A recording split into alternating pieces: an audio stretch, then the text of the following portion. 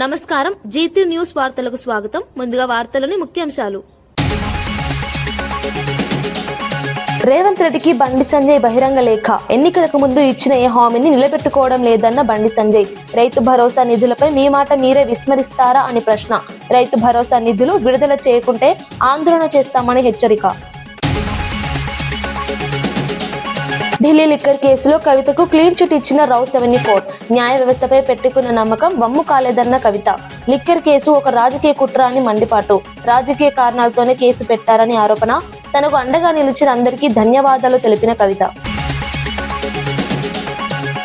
పాల కల్తీ ఘటనలపై సీదిరి తీవ్ర విమర్శలు. ప్రజారోగ్య పర్యవేక్షణ పూర్తిగా విఫలమైందన్న ఆరోపణ. నీటి నాణ్యత తనిఖీల్లో నిర్లక్ష్యం జరిగిందని వ్యాఖ్య. బాధ్యులపై కఠిన చర్యలు తీసుకోవాలని డిమాండ్.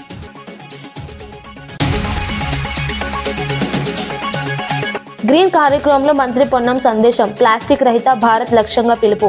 పర్యావరణ పరిరక్షణలో అందరూ భాగస్వాములు అవ్వాలి. సుస్థిర అభివృద్ధి ప్రభుత్వ లక్ష్యమన్న స్పష్టం.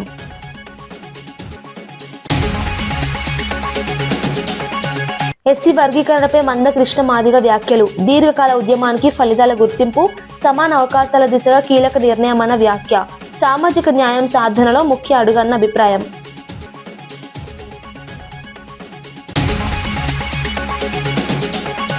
మంగళగిరి మాజీ ఎమ్మెల్యే ఆళ్ల రామకృష్ణారెడ్డి సీఎం చంద్రబాబుపై చేస్తున్న ఆరోపణలు పూర్తిగా రాజకీయ ప్రేరితమైనవని వైసీపీ నేత పచ్చల శ్యాంబాబు ఆరోపించారు. రాబోయే ఎన్నికల్లో టికెట్ దక్కించుకోవడానికే ఇలాంటి వ్యాఖ్యలు చేస్తున్నారని విమర్శించారు. ప్రజా సమస్యలపై చర్చించకుండా వ్యక్తిగత ఆరోపణలతో ముందుకు రావడం దురదృష్టకరమన్నారు. ఆధారాలు లేకుండా సీఎంపై ఆరోపణలు చేయడం ప్రజలను తప్పుదారి పట్టించే ప్రయత్నమని పేర్కొన్నారు. ఎన్నికల సమయం దగ్గర పడుతున్న వేళ రాజకీయ లాభం కోసం నాటకాలు ఆడుతున్నారని మండిపడ్డారు. నిజాయితీ రాజకీయాలు చేయాలంటే ప్రజల అభివృద్ధి అంశాలపై మాట్లాడాలని సూచించారు. వ్యక్తిగత విమర్శలు కాకుండా ప్రజా ప్రయోజనాల కోసం పోటీ పడాలని అన్నారు.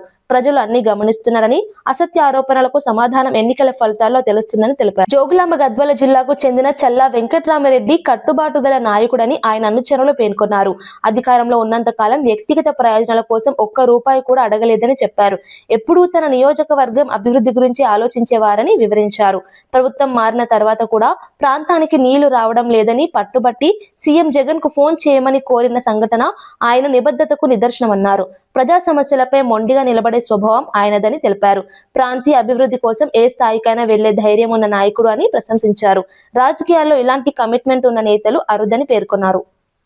అట్లాంటి వెంకటరామరెడ్డి గారు మీకు నాయకుడిగా ఉండడం నిజంగా కూడా మీ అదృష్టం. ఎందుకంటే ప్రజల పనుల విషయంలో కూడా నాకు ఒకటే చెప్పినాడు, అన్నా ఈసారి మనం అధికారం పోయింది, నాకు బాధగా ఉంది అన్నాడు.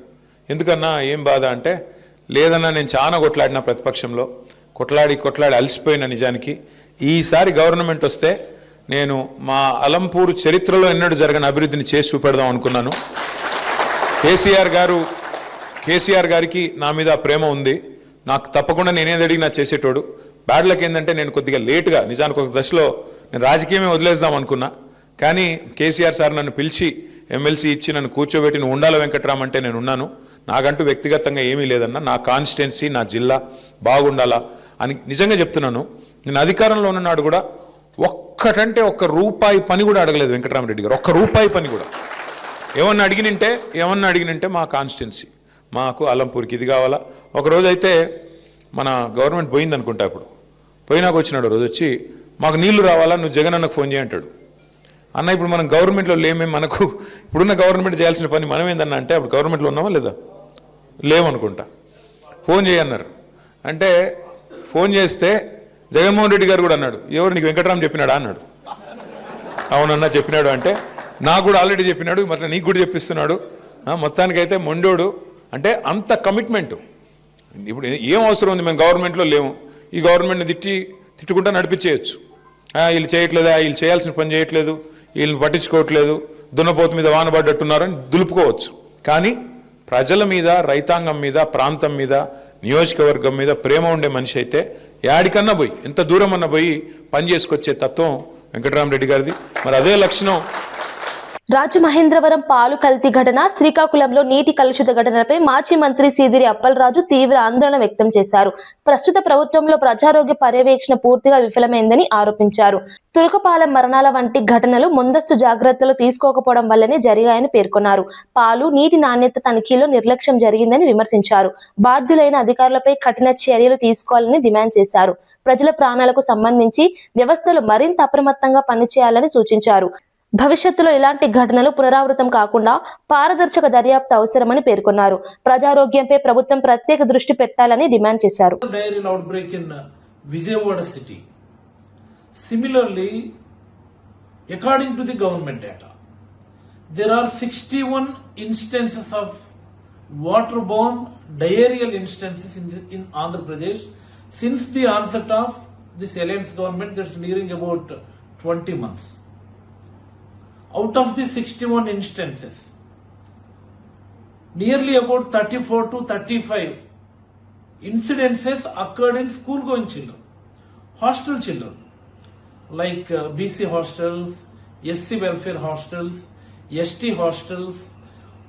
What I mean, 35 incidences occurred in government institutions only. My idea is, every time our Chief Minister Chandrababu Naidu speaks about brand AP image, he discusses about quantum computers every time. He always speaks about artificial intelligence. And he is very much interested in making MOUs with the companies in the respective sectors. But the true image is, yesterday I found one news in newspaper, one farmer, he is bringing his wife as a patient on his own bullock cart. Why? Because the 108 ambulance is not available. A farmer bringing his sick wife to the hospital on a bullock cart. That is the true scenario in Andhra Pradesh. Tribal men taking their sick patients by dolly because the ambulance itself is sick in tribal areas. That is the true scenario. Where are we going?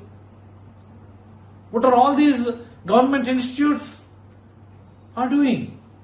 I don't understand.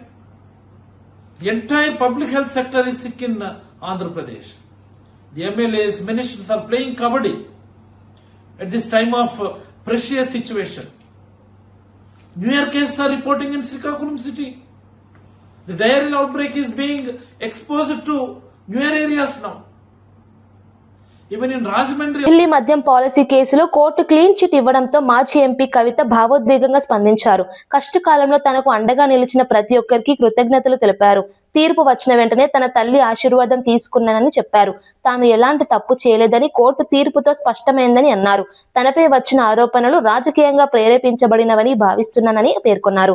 ఈ అనుభవం తనకు మరింత ధైర్యం, నమ్మకం ఇచ్చిందని తెలిపారు.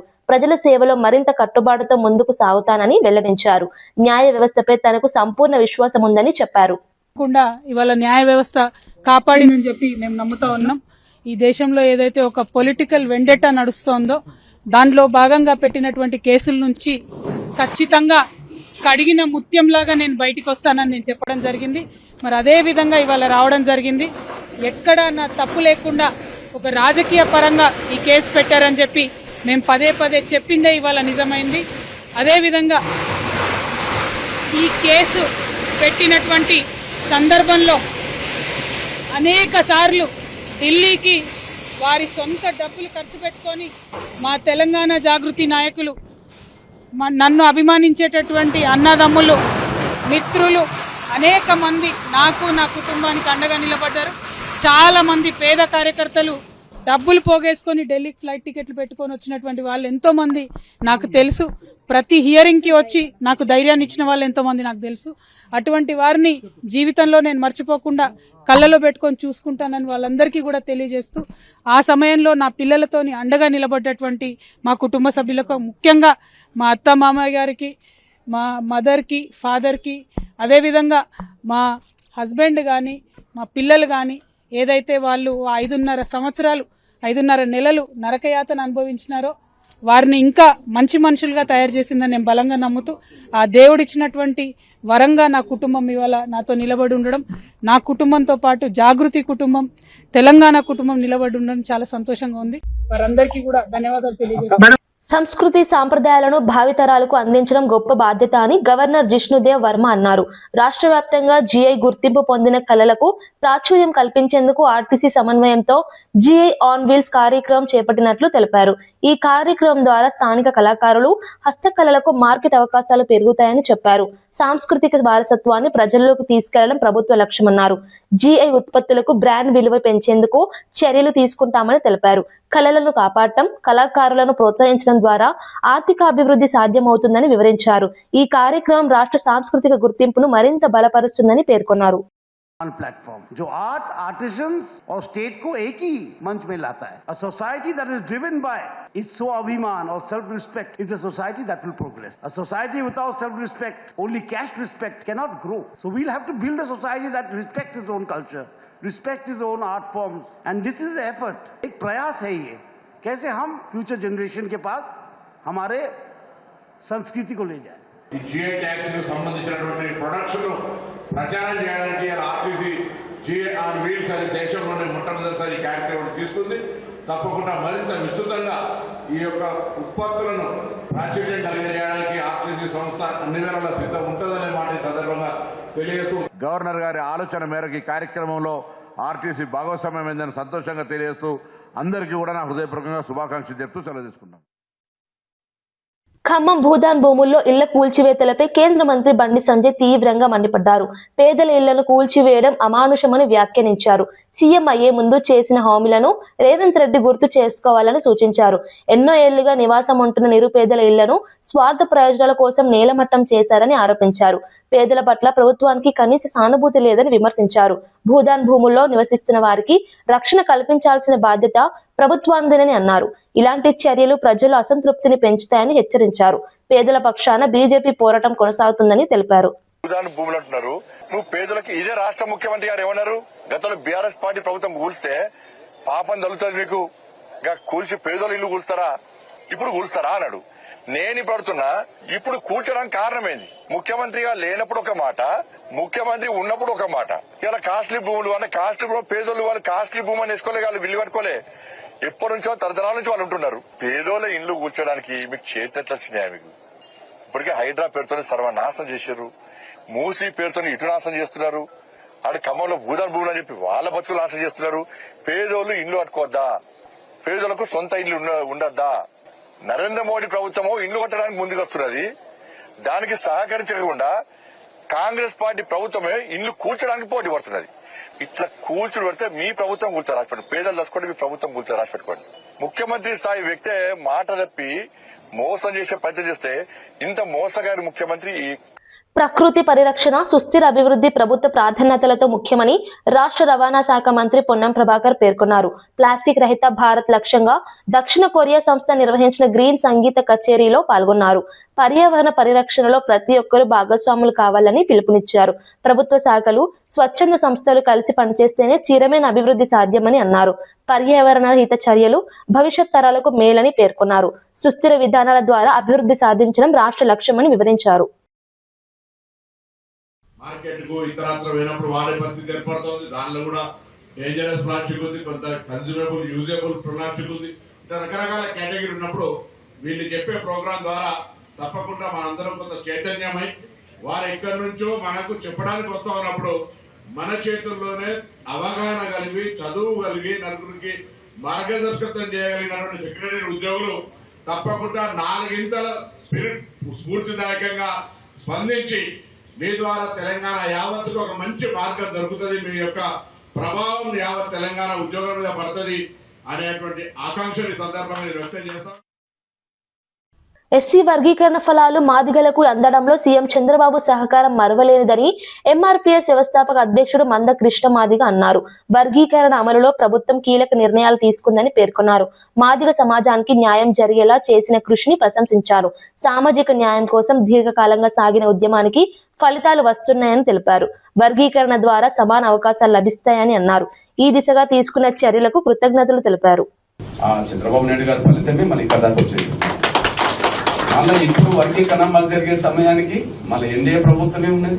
అందులో ప్రధాన భాగస్వామి మళ్ళీ చంద్రబాబు నాయుడు గారు. అంతిమంగా సుప్రీంకోర్టు జడ్జిమెంట్ మనకు అనుకూలంగా వచ్చే సమయానికి పెద్దలు గౌరవ చంద్రబాబు నాయుడు గారు కూడా అప్పుడు జగన్ గారి గవర్నమెంట్ కొనసాగుతున్న దశలో కానీ ఎస్సీ వర్గీకరణ మీద అనుకూలంగా మాట్లాడడానికి కేసే ఆంధ్రప్రదేశ్ కేసు. సుప్రీంకోర్టులో కేసు నడిచింది ఈవి చిన్నయ్య వర్సెస్ ఆంధ్రప్రదేశ్ కేసు.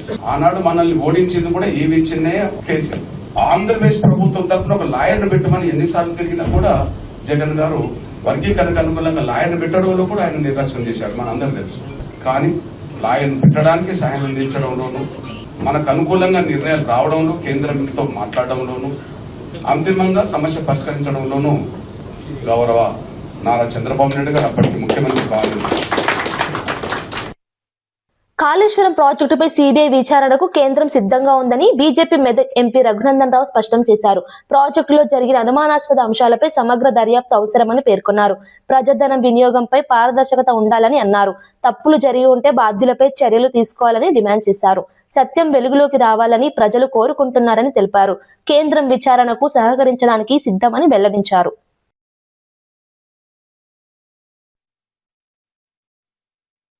డబ్బులు మోసి పదవులు కొనుక్కునేటువంటి సంస్కృతి మాది కాదు, అది మీది. మీ కాంగ్రెస్ పార్టీకి సంబంధించినటువంటి సంస్కృతి సంస్కారం. 10 సంవత్సరాలు అధికారంలో లేని కాంగ్రెస్ పార్టీ అధికారంలోకి వచ్చి 2 ఏళ్లు కాగానే అవసరమైతే 1000 కోట్లు పోగేసి పంపిస్తాము అని గతంలో పంపినటువంటి విషయాల్ని అన్యాపదేశంగానే ముఖ్యమంత్రి గారు చెప్పినట్టు కనబడతా ఉంది. కాళేశ్వరం మీద కేంద్ర ప్రభుత్వం సిబిఐ విచారణ చేస్తలేదని చాలా మంది అడుగుతా ఉన్నారు మిత్రులు. ఈ మధ్యలో భారతీయ జనతా పార్టీ గాని తెలంగాణ సమాజం గాని అడుగుతుంది, కాళేశ్వరం మొత్తం మీద విచారణ జరిపించమని కాంగ్రెస్ పార్టీ ఎందుకు అడుగుతలేదు అనేది బేసిక్ క్వశ్చన్. కాళేశ్వరంలో జరిగిన అవినీతి మీద ప్రతి అంశం మీద విచారణ జరపమని ముఖ్యమంత్రి గారిని మళ్ళీ ఒకసారి ఉత్తరం రాసి భారత హోంమంత్రి గౌరవనీయులు అమిత్ షా గారిని కలవమని చెప్పండి. కోర్టు స్టే ఎత్తేసిన మరుక్షణం భారత ప్రభుత్వం సిబిఐ చేత విచారణ జరిపించడానికి సిద్ధంగా ఉంది.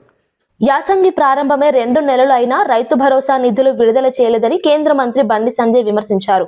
మిర్యాలగూడ సభలో ఇచ్చిన హామీ మేరకు వెంటనే నిధులు విడుదల చేయాలని డిమాండ్ చేశారు. రాష్ట్ర వ్యాప్తంగా లక్షలాది రైతులు పెట్టుబడుల కోసం ఎదురు చూస్తున్నారని తెలిపారు. కేబినెట్ లో కూడా ఈ అంశంపై చర్చించలేదని మండిపడ్డారు. రైతులను నిర్లక్ష్యం చేయడం తగదని హెచ్చరించారు. ఈ విషయంపై సీఎం రేవంత్ రెడ్డికి బహిరంగ లేఖ రాసినట్లు వెల్లడించారు. రైతుల సమస్యల పరిష్కారమే ప్రభుత్వ ప్రాధాన్యత కావాలని సూచించారు.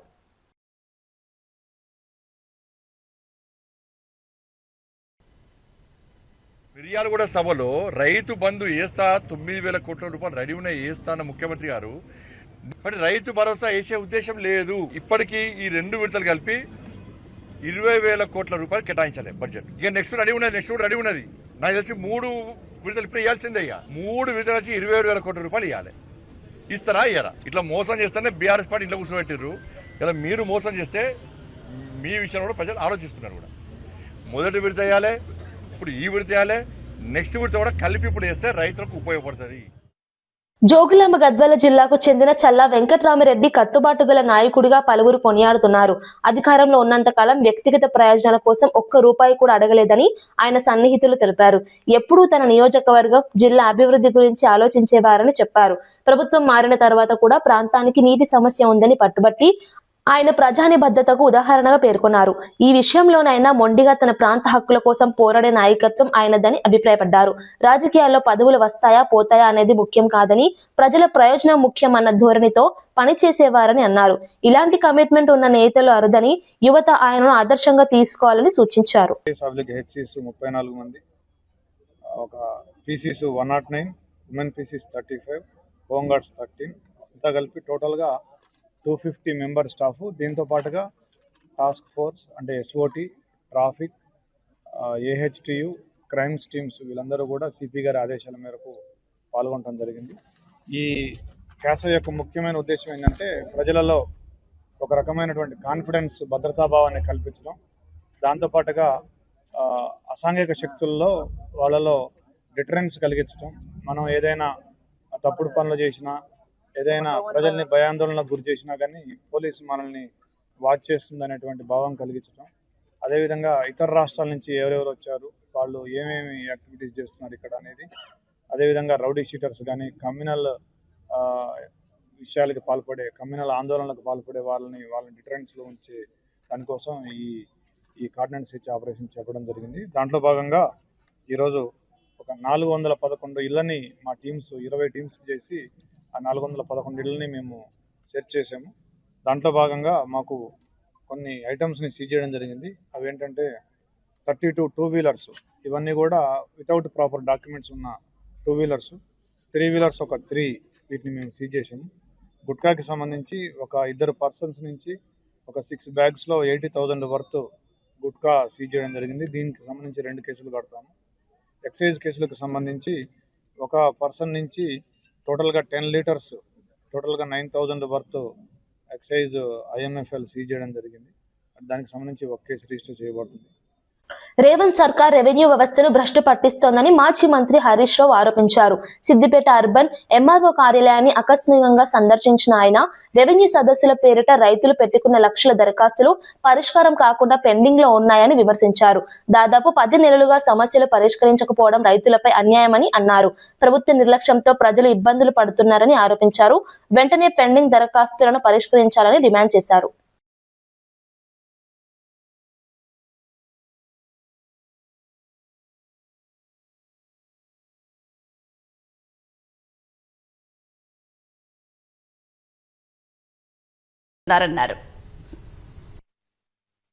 ఎందుకు నిషేధిత భూములు పబ్లిక్ బహిరంగ పరుస్తలేరు? పబ్లిక్ డొమైన్ లో ఎందుకు పెట్టడం లేదు? తక్షణమే పబ్లిక్ డొమైన్ లో పెట్టాలని బీఆర్ఎస్ పార్టీ డిమాండ్ చేస్తుంది. నిషేధిత భూముల సంఖ్య ఎందుకు పెరిగింది? ఎందుకు 1 కోటి ఎకరాలు దాటిందో కూడా ప్రభుత్వం సమాధానం చెప్పాలి. ఇలా ప్రజలు వాళ్ళకి తెలియకుండానే వాళ్ళ భూములు పెట్టడం వల్ల పిల్లల పెళ్లిళ్లకు, చదువులకు, అత్యవసరాలకు, వైద్యానికి కూడా భూములు అమ్మలేక రాష్ట్రంలో అనేక మంది ఈరోజు ఇబ్బంది పడుతున్నటువంటి పరిస్థితి ఉంది. రిమాండ్ లో ఉన్న కర్ల రాజేష్ మృతి పోలీస్ హత్యనని మాజీ మంత్రి కేటీఆర్ ఆరోపించారు. సూర్యాపేట జిల్లా కోదాడలో బాధిత కుటుంబాన్ని పరామర్శించి న్యాయం చేయాలని డిమాండ్ చేశారు. రిమాండ్ లో ఉన్న వ్యక్తి మృతి చెందడం తీవ్రమైన విషయమని పేర్కొన్నారు. ఘటనపై స్వతంత్ర దర్యాప్తు జరిపి బాధ్యులపై కఠిన చర్యలు తీసుకోవాలని అన్నారు. ప్రజాస్వామ్య విలువలు, మానవ హక్కులను కాపాడాల్సిన బాధ్యత ప్రభుత్వానిదేనని గుర్తు చేశారు.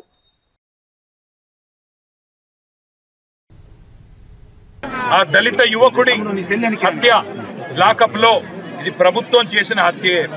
ఆ హత్యకు బాధ్యులైన డిఎస్పీని, సిఐని, ఎస్ఐని ఖచ్చితంగా డిస్మిస్ చేయాలి. సర్వీస్ నుంచి డిస్మిస్ చేయాలి. అట్లాగే ఆ ప్రభుత్వం తరపున గతంలో కేసీఆర్ గారి ప్రభుత్వం ఉన్నప్పుడు మరియమ్మ గారు అనే ఒక దళిత మహిళ ఆనాడు అడ్డగూడూరు పోలీస్ స్టేషన్ లో మన తుంగతుర్తి నియోజకవర్గంలో ఇట్లాగే జరగకూడని దురదృష్టకర సంఘటన జరిగితే ఆ కుటుంబానికి 35 లక్షల నష్టపరిహారం ఇచ్చి, కుటుంబంలో ఒకరికి ఉద్యోగం ఇచ్చి, ఇల్లు కట్టించి వారం రోజుల లోపలనే ఆ అధికారులను కూడా డిస్మిస్ చేసిన చరిత్ర కేసీఆర్ గారి ప్రభుత్వాన్ని. మరి వాళ్ళ ఈ ప్రభుత్వాన్ని నేను అడుగుతా ఉన్నా, మీనమేషాలు ఎందుకు లెక్క పెడతా ఉన్నారు? వార్తలు ముగించే ముందు ముఖ్యాంశాలు మరోసారి. రేవంత్ రెడ్డికి బండి సంజయ్ బహిరంగ లేఖ. ఎన్నికలకు ముందు ఇచ్చిన ఏ హామీని నిలబెట్టుకోవడం లేదన్న బండి సంజయ్. రైతు భరోసా నిధులపై మీ మాట మీరే విస్మరిస్తారా అని ప్రశ్న. రైతు భరోసా నిధులు విడుదల చేయకుంటే ఆందోళన చేస్తామని హెచ్చరిక. ఢిల్లీ లిక్కర్ కేసులో కవితకు క్లీన్ చిట్ ఇచ్చిన రావు 74. న్యాయ వ్యవస్థపై పెట్టుకున్న నమ్మకం వమ్ము కాలేదన్న కవిత. లిక్కర్ కేసు ఒక రాజకీయ కుట్ర అని మండిపాటు. రాజకీయ కారణాలతోనే కేసు పెట్టారని ఆరోపణ. తనకు అండగా నిలిచిన అందరికీ ధన్యవాదాలు తెలిపిన కవిత. పాల కల్తీ ఘటనలపై సీదిరి తీవ్ర విమర్శలు. ప్రజారోగ్య పర్యవేక్షణ పూర్తిగా విఫలమైందన్న ఆరోపణ. నీటి నాణ్యత తనిఖీల్లో నిర్లక్ష్యం జరిగిందని వ్యాఖ్య. బాధ్యులపై కఠిన చర్యలు తీసుకోవాలని డిమాండ్.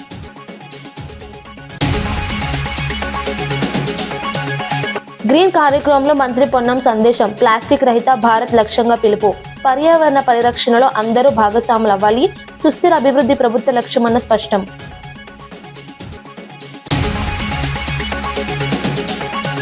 ఎస్సీ వర్గీకరణపై మందకృష్ణ మాదిగ వ్యాఖ్యలు. దీర్ఘకాల ఉద్యమానికి ఫలితాల గుర్తింపు, సమాన అవకాశాల దిశగా కీలక నిర్ణయమన్న వ్యాఖ్య. సామాజిక న్యాయం సాధనలో ముఖ్య అడుగన్న అభిప్రాయం.